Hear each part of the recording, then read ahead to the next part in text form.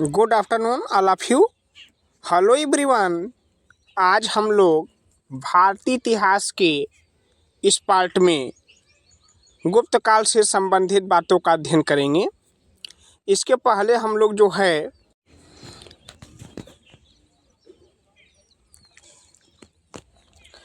प्राचीन इतिहास के हड़प्पा, वैदिक सभ्यता, गौतम बुद्ध, जैन धर्म, बौद्ध धर्म, मौर्य वंश तमाम वीडियो अपलोड कर चुके हैं।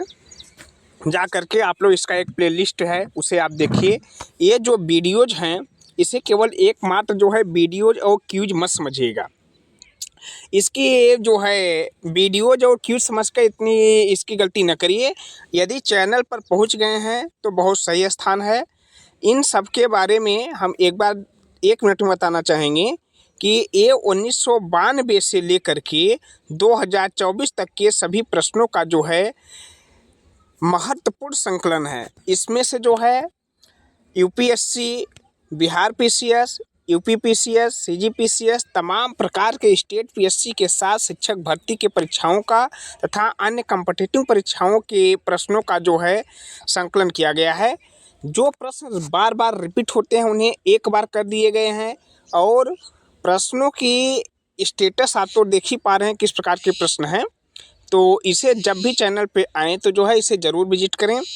और यदि आप चैनल पे आ गए हैं और नए व्यूअर हैं तो इस चैनल को सब्सक्राइब करके बेल आइकन को प्रेस करिए ताकि इस प्रकार के नए वीडियो जैसे ही अपलोड हों आप लोग को उसकी सूचना मिल सके। आइए हम लोग क्वेश्चन को स्टार्ट करते हैं। समय की पाबंदी होती है, इस पर बहुत ज़्यादा समय नहीं होता है, वीडियो लंबा हो जाएगा। तो क्वेश्चन स्टार्ट करते हैं। ये समझ लीजिए जो है यह परीक्षा आपको सिलेक्शन दिलवा सकता है, आपका जो है नंबर इंक्रीज कर सकता है, आपको मेरिट में स्थान दिलवा सकता है। हाँ, सीखने के लिए भी इसमें बहुत कुछ मिलेगा। जो सोच रहे हैं कि जो है कि क्या हम अभी पढ़ाई स्टार्ट कर रहे हैं हमारे काम में आएगा, हाँ आपको बहुत कुछ ये जो है क्वेश्चन के बेस पे नॉलेज देगा और बहुत अच्छा कर पाएंगे आप लोग जो है। आइए हम लोग क्लास स्टार्ट करते हैं। गुप्त काल को किस नाम से भी जाना जाता है? गुप्त काल को देखिए भारतीय इतिहास का स्वर्ण काल कहा जाता है। क्योंकि उस समय जो है सोने के सिक्के इतने ज़्यादा हो गए थे कि आम जनमानस भी सब्जी लेने के लिए भी यदि निकलते थे मार्केट में बाहर तो स्वर्ण के सिक्के का उपयोग करते थे। मंदिरें बन रही थी, मंदिरों के जो है गुंबद स्वर्ण के बनाए जा रहे थे, दरवाजों पर सिक्के पिटवाए जाते थे स्वर्ण के, राजभवनों के निर्माण में स्वर्ण का बहुत योगदान था। तो इस प्रकार की चीज़ें जो है सोने का उपयोग बहुत बढ़ चुका था। आइए नेक्स्ट हम लोग बातचीत करते हैं।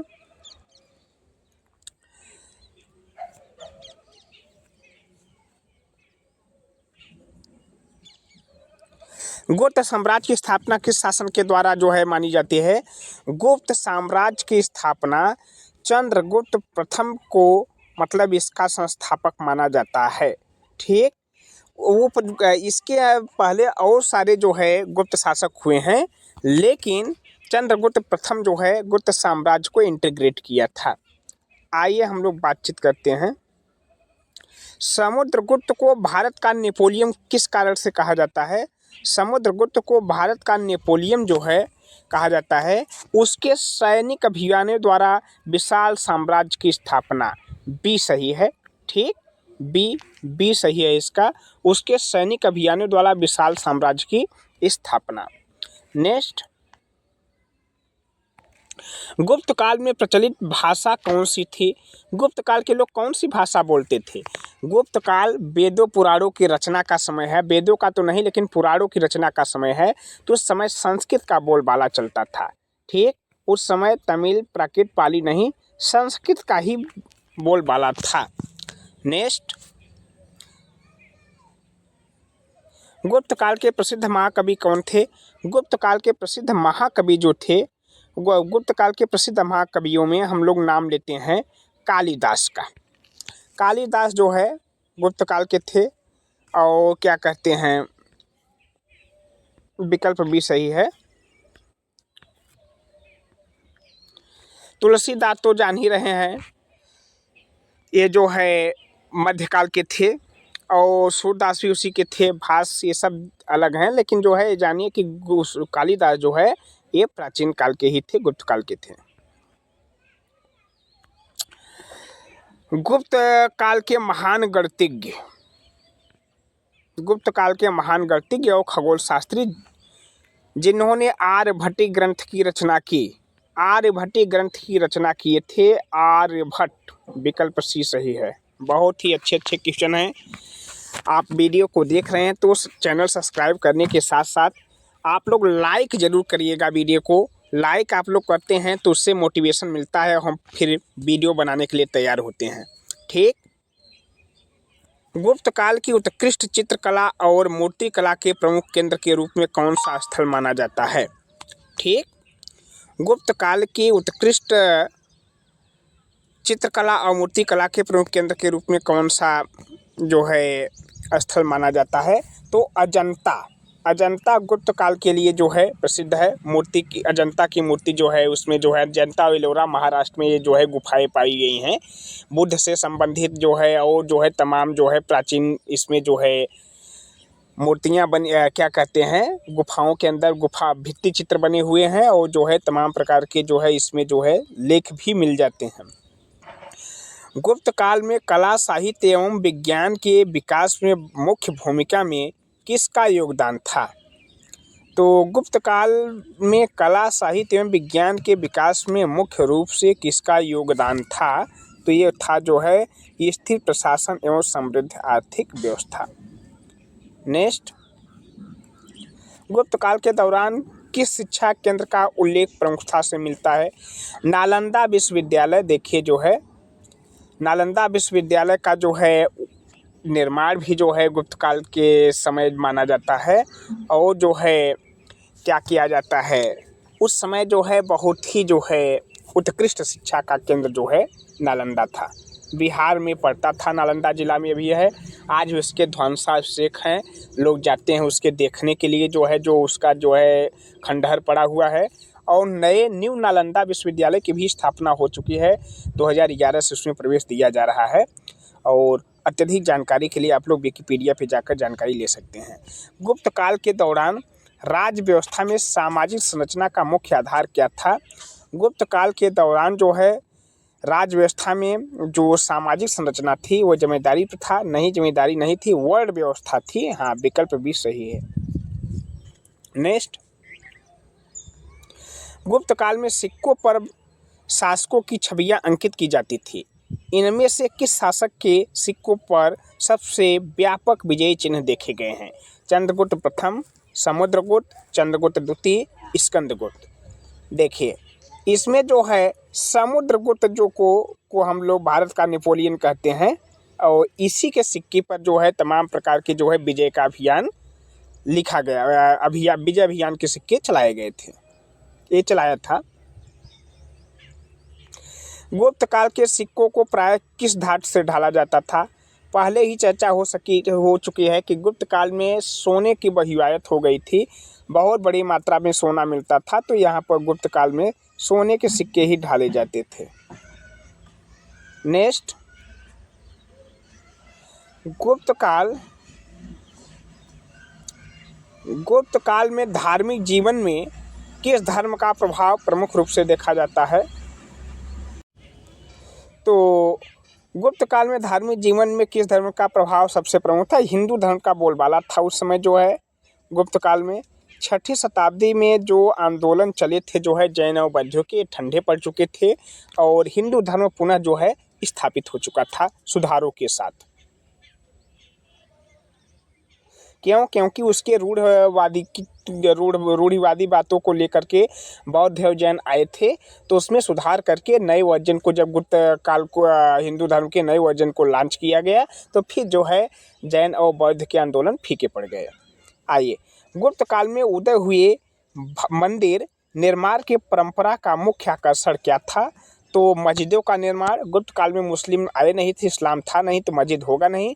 वैदिक मंदिर कला और शिल्प, चर्चों का निर्माण, गुरुद्वारों का निर्माण। देखिए इसमें जो दिया गया है, इस्लाम भी नहीं था उस समय जो है चर्च भी नहीं था, मतलब ईसाई भी इंडिया में नहीं आए थे, और गुरुद्वारा ये मतलब जो है सिख धर्म की स्थापना भी खालसा की नहीं हुई थी। तो वैदिक मंदिर कला और शिल्प, ये जो है इसमें विकल्प भी सही है। सभी विकल्पों को भी हम एक्सप्लेन करेंगे जो है जहाँ जरूरत पड़ेगी। गुप्त काल में साहित्यिक उत्कृष्टता के कुछ प्रमुख ग्रंथों में से मेघदूत किसकी रचना है? मेघदूत देखिए कालिदास की रचना है। ठीक, सीधे सीधे कालिदास की रचना है मेघदूत तो है। अब इसमें देखिए जो है ये चीज़ें जो है स्टेट पीसीएस के लिए और शिक्षक भर्ती के लिए बहुत ही इम्पॉर्टेंट है। किसी भी स्टेट का पीसीएस आप देने जा रहे हैं और किसी का भी शिक्षक भर्ती देने जा रहे हैं जहाँ पर जीएस इंक्लूड है, मान के चलिए वहाँ पर क्वेश्चन की भरमार मिलेगी और पूरे सिलेबस को जो है एकदम इंटीग्रेट करके ये चीज़ें बताई जा रही है। इसमें कुछ भी छूटा नहीं है कि स्पेशल में हम जो है उत्तर प्रदेश का बताएं, बिहार का बताएं, नहीं। आप ये पैकेज मतलब जो दिया है वीडियो, इसे पढ़ने के बाद आप संपूर्ण स्टेट और संपूर्ण जो है शिक्षक भर्ती की परीक्षाओं के प्रश्न को हल करने के लिए योग्य हो जाएंगे। एक बार पढ़िए, कई परीक्षाओं की तैयारी करिए और ऐसा नहीं सबका अलग अलग तैयारी करिए। ये मेथड बिल्कुल गलत है कि पहले वैकेंसी आई यूपी की तो यूपी की तैयारी करे, फिर वो चली जाए तो बिहार की तैयारी करे, फिर झारखंड की तैयारी करे, फिर सीजी की तैयारी करे। ये गलत है। एक बार संपूर्ण सिलेबस का अध्ययन करिए, जहाँ जहाँ वैकेंसी आई है तहाँ तहाँ आप जाकर फॉर्म डालिए, कहीं ना कहीं सिलेक्शन जरूर मिलेगा। आइए, गुप्त काल में साहित्यिक उत्कृष्टता के कुछ प्रमुख ग्रंथों में मेघदूत एक कालिदास का है, ये तो हो चुका है।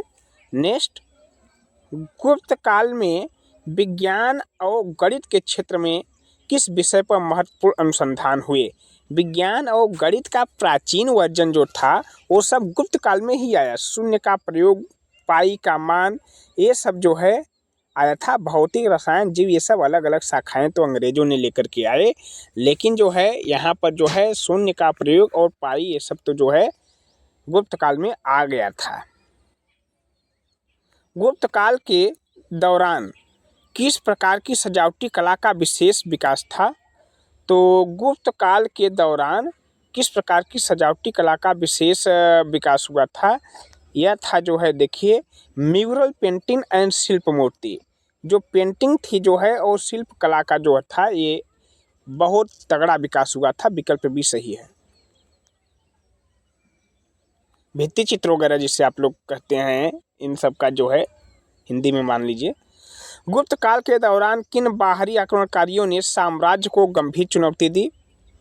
तो गुप्त काल के दौरान हुड़ों का आक्रमण प्रारंभ हुआ। ठीक, हुड़ों का आक्रमण प्रारंभ हुआ। हुड़ जो थे, हुन लिखा हुआ है। हुड़ों का आक्रमण गुप्त काल में प्रारंभ होता है। त्रिकोणी संघर्ष के बाद जो है त्रिपक्षीय संघर्ष में लोग जुट गए जो है कन्नौज को लेकर के, जिससे बॉर्डर पर ध्यान नहीं दिया गया और बाद में हुड़ों का आक्रमण जो है क्या हो गया, प्रारंभ हो गया। गुप्त काल के शासन के दौरान चंद्रगुप्त द्वितीय को किस नाम से जाना जाता था? चंद्रगुप्त द्वितीय को विक्रमादित्य के नाम से जाना जाता था। विक्रमादित्य की उपाधि ये धारण किया था। The judgment seat of the Vikramaditya कहानी आप लोग सुनी होंगी। पहले ये सप्लीमेंट्री में चलता था जो है 9th-10th के क्लास में होता था, 10th क्लास में दी जजमेंट सेट ऑफ विक्रमादित्य।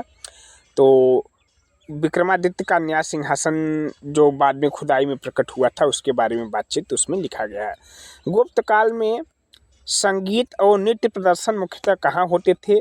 संगीत और नृत्य प्रदर्शन मुख्यतः राज दरबार की शोभा बढ़ाते थे। ठीक, ग्रामीण मेलों में नहीं, मंदिरों में भी नहीं होते थे, राज दरबार में ये चीज़ें जो है होता था प्रमुख रूप से। गुप्त काल में कला एवं वस्तु में किस प्रकार का स्मारक देखने को मिलता है? ठीक, तो गुप्त काल में कला एवं वास्तुकला में किस प्रकार का स्मारक देखने को मिलता है? जैसे जो है मंदिर, मठ, बौद्ध ये सब जो थे, इसमें विकल्प भी सही है, मंदिर और बौद्ध विहार। बौद्ध विहार भी उस समय बहुत बनवाए गए और मंदिर के एक एक नमूने प्रस्तुत किए गए। जो प्राचीन मंदिरें हैं मैक्सिमम गुप्त काल में ही बनाए गए थे। गुप्त काल में शिल्प कला का प्रमुख क्षेत्र कौन सा था? और शिल्प कला में जो है लकड़ी का काम नहीं, पत्थर की मूर्तियों का काम, वही बता रहे हैं। पत्थर की मूर्तियां मतलब ये जो है मंदिर निर्माण में महत्वपूर्ण भूमिका गुप्त काल का माना जाता है। नेक्स्ट, गुप्त काल में व्यापार एवं वाणिज्य के विकास का मुख्य आधार क्या था? गुप्त काल में व्यापार एवं वाणिज्य के विकास का मुख्य आधार क्या था? इसमें समुद्री व्यापार नहीं, स्थल अंतर आधारित व्यापार नहीं, कृषि और हस्तशिल्प। हाँ, गुप्त काल में कृषि भी बहुत तेजी से विकसित हो रही थी। नहरों का निर्माण गुप्त काल तक प्रारंभ हो चुका था। ठीक, एक कृषि। नेक्स्ट, और नहीं तो पहले नहर नहीं बनाए जाते थे, झील बनाई जाती थी। याद करिए, पहले आप लोग को दिमाग में आ रहा होगा कि नहर नहीं बनाई जाती थी, सिंचाई लोग कैसे करते थे, पहले झील बनाया जाता था, बड़ा तालाब बनाया जाता था, बाद में नहर बनाने की प्रथा स्टार्ट हुई। नेक्स्ट, गुप्त काल में शासकीय प्रशासन और शासन के लिए कौन सी नीतियाँ प्रमुख थी? तो इसमें जो है अत्यधिक केंद्रीकरण, विकेंद्रीकरण और क्षेत्रीय स्वायत्तता, जनतांत्रिक चुनाव, साम्यवाद। साम्यवाद और जनतांत्रिक चुनाव तो नहीं होता था, लेकिन केंद्रीकरण जो था वो धीरे धीरे विकेंद्रीकरण की ओर जा रहा था। जो राजा होता था वो बहुत सारी शक्तियाँ अब जो है ट्रांसफ़र करने लगा था, अर्थात राजा के बाद अब कई प्रकार के अधिकारियों की नियुक्ति भी होने लगी थी। विकल्प भी सही है इसमें। विकेंद्रीकरण और क्षेत्रीय स्वायत्तता, क्षेत्र में जो है जैसे राज्यपाल हैं, राज्यपाल के बाद जो है अपने यहाँ मंत्री, फिर जो है ये प्रशासनिक अधिकारी डीएम आते हैं, सांसद आते हैं, विधायक, इस प्रकार के कई प्रकार की पोस्ट का सृजन वो लोग भी कर लिए थे। गुप्त काल के दौरान साहित्य, कला एवं विज्ञान के विकास का मुख्य कारण क्या था? गुप्त काल के दौरान साहित्य, कला एवं विज्ञान के विकास का मुख्य कारण था स्थिर शासन और समृद्ध अर्थव्यवस्था। ठीक, नेक्स्ट, गुप्त काल में धार्मिक सहिष्णुता का क्या स्तर था? गुप्त काल में धार्मिक सहिष्णुता बहुत शांतिपूर्ण से चल रही थी, धर्म किसी का कोई खतरे में नहीं था। ये विकल्प भी सही है। ठीक, ये सब सीरीज अभी हिस्ट्री और पॉलिटी की सीरीज चल रही है। इसके बाद हम लोग जो है कुछ दिन में ही जो है शिक्षक भर्ती स्पेशल के लिए हम लोग सीडीपी का भी जो है एमसीक्यू लेके आएंगे, जिसमें लगभग 1500 एमसीक्यू दिए गए हैं, जो किसी भी स्टेट के जो है प्राथमिक, मिडिल, 9th 10th और 11th 12th की जो साइकोलॉजी की चीज़ें हैं, शिक्षा मतलब क्या कहते हैं, बाल विकास या शिक्षा शास्त्र, किसी की भी जो प्रॉब्लम्स हैं वो दूर करेंगे। और कुल मिला जुला करके जो है 1500 क्वेश्चन उसके अपलोड होंगे। कुल मिला जुला करके 30 क्वेश्चन से अधिक जो है 50 क्वेश्चन के लगभग जो है उसमें जो है क्लास होंगे। और मैक्सिमम 1500 क्वेश्चन ही ऐसे हैं जो बार बार घुमा कर पूछे जा रहे हैं। वही 30 वीडियो देखने के बाद 50 में से लगभग 45 क्वेश्चन जो है सभी लोग करके परीक्षा में लौटेंगे। देखिए, किताबें एक तरफ से पढ़ना, सिलेबस पूरा ख़त्म कर लेना, बहुत लंबी चौड़ी किताबें पढ़ लेना, टॉपिक वाइज टॉपिक अध्ययन कर लेना, जब तक दोस्त आप लोग एमसीक्यू नहीं करेंगे, जब तक प्यारे विद्यार्थी आप लोग एमसीक्यूज पर ध्यान नहीं देंगे, जब तक आप लोग परीक्षा के माड में तैयारी नहीं करेंगे, तब तक वहाँ पर प्रश्नों का हल कर पाना संभव नहीं होता है। ये कटु सत्य है। ठीक, बहुत कोचिंग पढ़ लिए, बहुत जो है ऑनलाइन क्लास पढ़ लिए, लेकिन जब आप एमसीक्यूज नहीं कर रहे हैं, क्वेश्चन नहीं कर रहे हैं, तो सब कुछ पढ़ना परीक्षा में बेकार होता है और अचानक प्रश्न आने पर क्वेश्चन नहीं हो पाता है। इसलिए आप लोग से अपील है कि इस क्वेश्चन का महत्व समझें और इसे शेयर करें और इस चैनल को ग्रो करने में मदद करें। गुप्त काल में धार्मिक सहिष्णुता का क्या स्तर था? धार्मिक सहिष्णुता मतलब धर्म उस समय कोई खतरे में नहीं था, तो धर्म की शांतिपूर्ण व्यवस्था सब थी, ऐसे समझिए। गुप्त काल में शिल्प और स्थापत्य कला में किस तत्व का प्रमुख योगदान था? तो गुप्त काल में शिल्प और स्थापत्य कला में देखिए जो है जो त्रिविमी आजकल डिजाइन बनती है, 3D हम लोग बातचीत करते हैं कि अरे 3D एनिमेशन आ गया है, कुछ नहीं। गुप्त काल में ये सब चीज़ें बहुत पहले ही जो है देखी जा चुकी थी और सिंपल आँख से, किसी कंप्यूटर से नहीं, वो जो है इतने जो है लॉजिकल होते थे कि ज़मीन पर उकेर देते थे कला। इसमें जटिल ज्यामिति डिजाइन सही होगा। ठीक, गुप्त काल में शिल्प और स्थापत्य कला में किस तत्व का प्रमुख योगदान रहा? तो ये जटिल ज्यामिति डिजाइन। नेक्स्ट, गुप्त काल में लिखे ग्रंथों के प्रकाशन में किस माध्यम का प्रयोग अधिक था? गुप्त काल में लिखे ग्रंथों के प्रकाशन में किस माध्यम का प्रयोग अधिक था? जिसमें जो है विकल्प बी पल्प और पार्चमेंट। ठीक, ये सही है। मतलब वहाँ पर क्या होता था जो है कि नेचुरल रंगों का प्रयोग किया जाता था। बैगनी के लिए बैगन के ऊपर के छिलके उतार करके जिस प्रकार के रंग की ज़रूरत होती थी उसके जो है नेचुरल रंग तैयार किए जाते थे। गुप्त काल के अंत में साम्राज्य पर किसने प्रभाव डाला जिससे उसका पतन शुरू हो गया? हुड़ों का आक्रमण शुरू हो गया था, बताए थे। ये सही है। नेक्स्ट, गुप्त काल में आर्यभट्ट के गणित योगदान में पाई के मान के आकलन को कैसे देखा जाता है?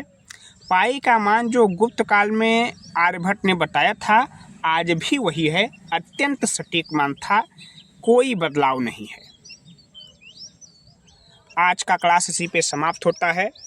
नेक्स्ट डे मिलेंगे, फिर नई बात करेंगे। यदि आप लोग चैनल पर यहाँ तक आए हैं तो चैनल को सब्सक्राइब अवश्य करिएगा। फिर आगे मिलेंगे एक नए सेशन के साथ। Thank you for watching.